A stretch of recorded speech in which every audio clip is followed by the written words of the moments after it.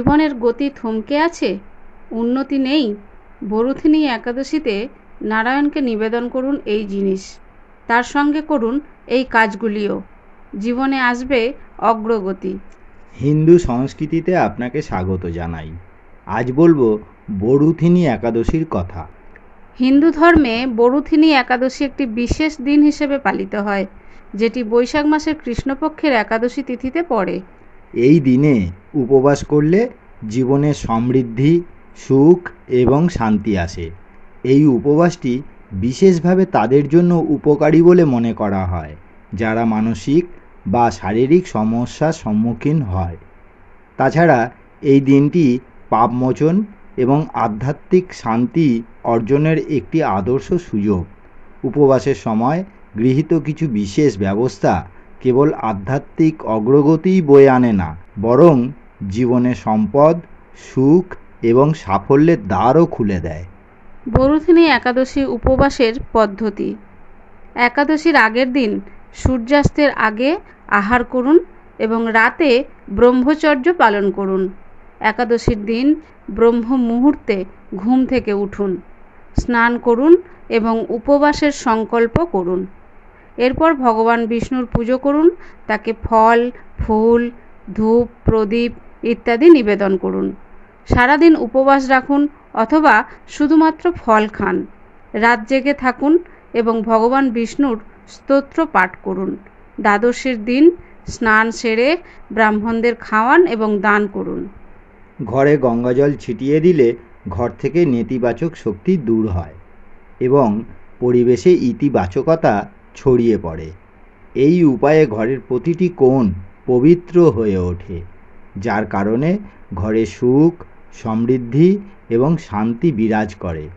এই সমাধান গ্রহণ করলে কেবল ঘরের পরিবেশই ইতিবাচক থাকে না, বরং পরিবারের সদস্যদের মধ্যে সম্পর্ক মধুর হয়ে ওঠে।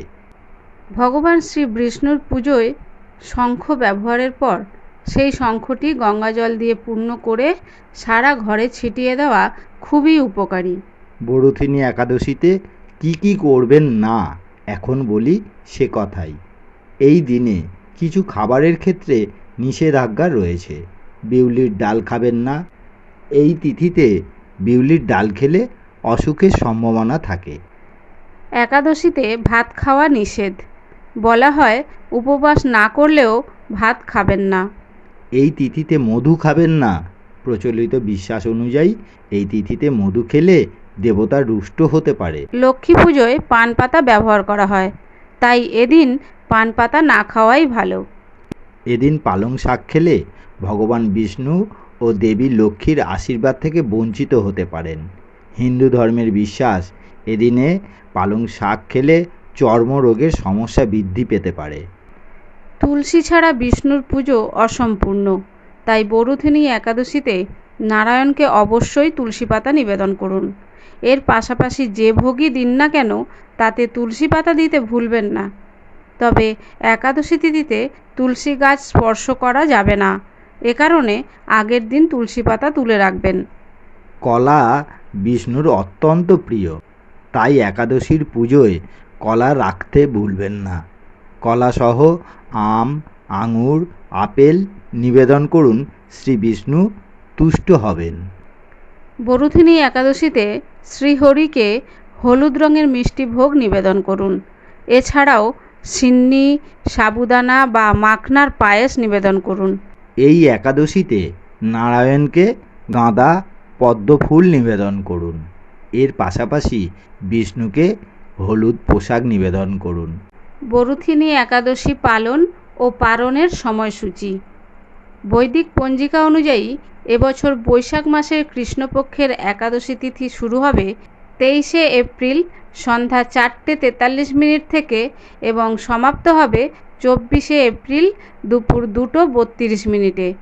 উদয়া তিথি মেনে 24শে এপ্রিল পালিত হবে বরুথিনী একাদশী। যারা একাদশী ব্রত পালন করেন তাঁরা দ্বাদশী তিথিতে ব্রত ভঙ্গ বা পারণ করবেন। 25 এপ্রিল বরুথিনী একাদশীর ব্রত ভঙ্গ করা হবে। এদিন ভোর 5:46 থেকে সকাল 8:23 মধ্যে পালনের শুভক্ষণ রয়েছে। একাদশী ব্রত পালনের পর বিশেষ জিনিস দান দেওয়া উচিত। ধর্মীয় ধারণা অনুযায়ী দ্বাদশী তিথিতে দান করলে একাদশী ব্রতর পূর্ণ ফল পাওয়া যায়। আগেই বলেছি, বরুথিনী একাদশীতে নারায়ণের মন্ত্র পাঠ করলে শুভ ফল লাভ হয়। এই মন্ত্র পেয়ে যাবেন আমাদের হিন্দু সংস্কৃতির ব্লগের লিংক দেওয়া থাকলো ডেসক্রিপশন বক্সে। আগেই বলেছি, বরুথিনী একাদশীতে নারায়ণের মন্ত্র পাঠ করলে শুভ ফল লাভ হয়। এই মন্ত্র এবং বরুথিনী একাদশীর মাহাত্ম্য আমাদের হিন্দু সংস্কৃতি ব্লগে পেয়ে যাবেন। ব্লগের লিংক দেওয়া থাকলো ডেসক্রিপশন বক্সে। আজ তবে এই পর্যন্ত। আমাদের অনুরোধ, ভিডিও ভালো লাগলে চ্যানেলটিকে সাবস্ক্রাইব করে অল নোটিফিকেশন অপশানে ক্লিক করে রাখুন। সকলে ভালো থাকুন। ঈশ্বর আপনার মঙ্গল করুন।